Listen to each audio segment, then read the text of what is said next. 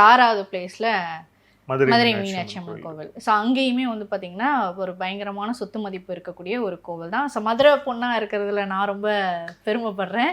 So எங்கள் ஊர் கோவில் வந்து இந்த லிஸ்ட்டில் இருக்குது அப்படிங்கிறதுல உண்மையாகவே நான் அதை பார்த்துருக்கேன். ஸோ எப்படின்னா அந்த கோவிலை சுற்றி இருக்கக்கூடிய இடங்கள் எல்லாமே கோவிலுக்கு சொந்தமானது. அங்கே இருக்கக்கூடிய கடைகள்லாம் வந்து பார்த்திங்கன்னா அந்த கோவிலுக்கு வந்து வரி கட்டிட்டு தான் இருக்கிறாங்க. ஸோ அந்த கடை வந்து நாங்கள் வச்சுருக்கோம் இந்த இடத்துல அப்படின்னு. ஸோ அது எல்லாமே கட்டுறாங்க. ஸோ அந்த கோவில் நிர்வாகம் தான் அந்த இது வாங்கிட்டு இருக்கிறாங்க வாடகையெல்லாம். அந்த கடைக்கு உண்டான வாடகையெல்லாம் அவங்க தான் வாங்கிட்டு இருக்காங்க. இது எனக்கு தெரிந்த வரைக்கும் அங்கே போயிட்டு இருக்கு. அதில் இன்னொரு முக்கியமான விஷயம், அந்த கோயில் வந்து அந்த கோயிலை தாண்டி தமிழ்நாட்டுடைய கேபிட்டல் வேணா சென்னையாக இருக்கலாம், ஆனால் மதுரை தான் தமிழ்நாட்டுடைய கலாச்சார தலைநகர் அப்படின்னு, கல்ச்சுரல் கேபிட்டல் ஆஃப் தமிழ்நாடு அப்படின்னா அது மதுரை.